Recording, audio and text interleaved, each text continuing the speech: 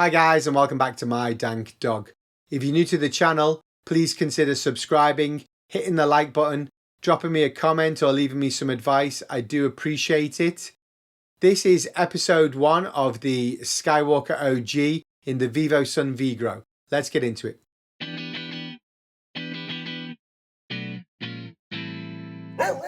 Before we start, I just want to say thank you very much to VIVOSUN for sponsoring the channel. And if you guys are in the market for a VGrow, you can save 20% at vivosun.com or amazon.com with my promo code MDDVGrow. That's MDDVGrow. And that's valid until January the 30th, the end of the month, 2025. And if you guys are in the market for any other VIVOSUN gear, you can save 15% off at vivosun.com. And that's no minimum purchase, guys. Site-wide, 15% off with my promo code MyDankDog. So check that out and save yourselves a little bit of cash. All right, this is my second run in the VGrow. And one of the things that I've been looking forward to add here was the GrowCam C4. It's pretty good and it's designed especially so that it's not going to interfere with your light cycles if you've got photo periods growing inside your tent. So looking forward to getting this one going and getting it set up. It's got a 2K resolution and you can fit a microSD card to the back of it. So basically you can do really long time lapses and just record your video or just check in on your lady whenever you want. So it's kind of like a security camera for your grow tent. So looking forward to getting this fitted. If you've seen any of my previous episodes, you know that I like cameras and I like to get as much footage as possible. Time lapses is a big thing for me. I think they're really kind of mesmerizing and hypnotic. So it would be good if I can time lapse the whole grow from beginning to end. It would be nice just for me to not have to think about going in and adjusting my camera or checking the batteries or adjusting the tripod. So it's going to make things a little bit more convenient for me. It's got a pretty nice adjustable bracket on the bottom here with a magnetic base, so that's just going to clip to the magnets that you can see in the background there on the rails inside the VGrow Smart Grow Box. So I should be able to get any angle that I want and I can move it up and down, left and right, and basically adjust it as I see fit. I also got myself a 256 gig micro SD card. Now 256 gig is probably a little bit more than I need, but I just want to make sure that I've got enough space for long time lapses if needed. The card just slots into the bottom of the camera, as you can see, and if you want it back out you just push it down and it springs back up. It's like spring loaded, so you push it in, it clicks, and then you push it again and it springs back out. So there you go. It's a pretty sleek looking camera. I can't wait to get this set up and get some time lapses on the go. You can also use it in other VIVOSUN Smart Grow System tents, as long as it's got the Grow Hub and you can connect to the Grow Pilot. You can plug it in using a USB cable. This is a USB-C to USB 2 cable that comes with it. This is what I'm going to actually attach it to the VGrow with. As you can see, I'm going to be using one of these USB 2 ports at the top here, and I have to make sure that that is switched on inside the Grow Pilot, and then the USB-C side fits to the back of the camera. But you can also use this to fit it to any other tent, basically just plugging it into the mains using this USB cable and then connecting it to your grow with the SGS Grow Hub Grow Pilot app.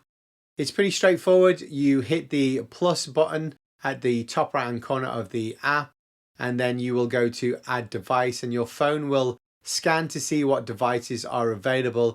If you scroll down to the bottom here, you'll see GrowCam C4, and if you click on that, it's going to ask you to reset the camera by long pressing the reset button at the bottom of the camera there. Then you're going to hear a voice prompting you to configure the Wi-Fi as directed inside the app. Now this is a 2.4 gigahertz Wi-Fi setup. You can transfer it back to 5 gigahertz after you've set it up, but you do need 2.4 gigahertz to set it up. Basically that sounds a little bit complicated. But what I did is I walked to the furthest point in my house where I had the lowest signal, because 5 gigahertz is a close range signal and 2.4 gigahertz is a long range signal. So I basically went to where there was only 2 bars on my Wi-Fi, and then I knew that my Wi-Fi will have already kind of automatically changed to 2.4 gigahertz, and that's how I scanned the QR code and got it to work. When you go to your Wi-Fi, it may already show up 2.4 gigahertz and 5 gigahertz, so you just log into your 2.4. Otherwise, you have to go into your router and basically switch off 5 gigahertz and then install the app with 2.4 gigahertz and then switch your 5 gigahertz back on. Sounds complicated, but I'm kind of used to doing it with a bunch of different smart apps around the house. When you go back into the app, you'll see My Devices and GrowCam is basically available, and you click on it and you can see everything that's going on inside your VGrow Smart Grow box. So pretty cool. Then you can go in and play around with how long you want your time lapses to be, the intervals, so basically how often it takes a photograph, and how long you want it to run for, date to date, maybe a week, 2 weeks, 3 weeks, etc. This is my second run in this VGrow. So basically I gave it a clean after the end of my last grow, which was pretty successful. It was over 10.1 ounces, so pretty pleased with that. You should check it out. I set up a new grow. I called it Jedi. The strain name is Skywalker OG. It's an auto flower. I made sure that the whole smart grow box was clean. I'm going to be using the same VIVOSUN nutrients, base A and base B. They didn't give me any problems in the last grow. I did have to add a few other things here like CalMag, etc. Probably be doing the same. You've got to read your plant, read its leaves. A few people have asked me how I adjust the pH, so I have pH up and down. Now generally this pH is around 6, 6.1, 6.2 is okay for cocoa, but if it gets a little bit higher than that, I'll be using the pH down. I'm going to be measuring 1 ml per litre of both A and B, so that's 2 ml if you think combined per litre. There's 4 litres of water, or about 4 to 5 litres of water in this reservoir, so I've got all of that set up. You can see that I've got a drip irrigation system already added in here as well. So basically I'll be adding that to the top of my cocoa once it's done. I'm going to show you how you close the lid, and then as you can see there's a little notch there at the side where you can put your USB cable and also your drip irrigation system out. The water level there shows that I'm good.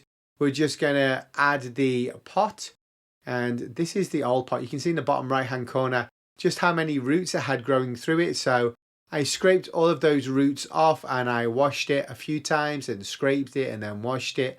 So basically I'm going to be reusing the fabric pot that I used on the first run too. This is another cocoa grow, so I'll be expanding this cocoa brick and mixing it with probably somewhere between 25% and 30% perlite. Perlite is great for improving drainage and aeration, making sure that you can get more oxygen to the roots. This is how it looks after I've mixed it. It's good to go.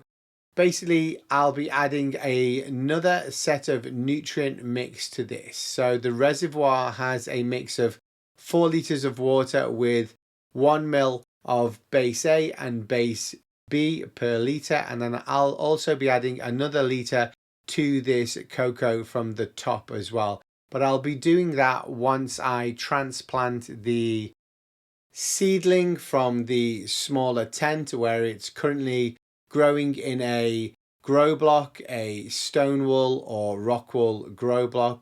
Once I transplant that into this cocoa, then I'll top feed it with the nutrient mix that I just mentioned. I'm basically going to dig a hole in the top of this cocoa here, as close to the size of the square grow block that I've got. These are the VIVOSUN tools that actually came with the VGrow as part of the whole kit.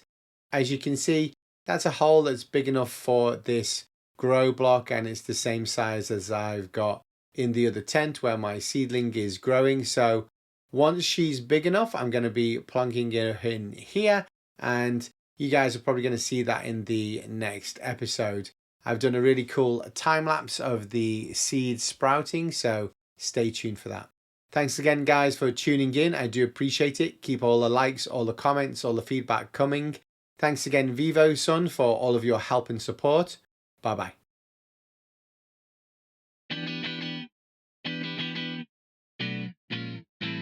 Woo!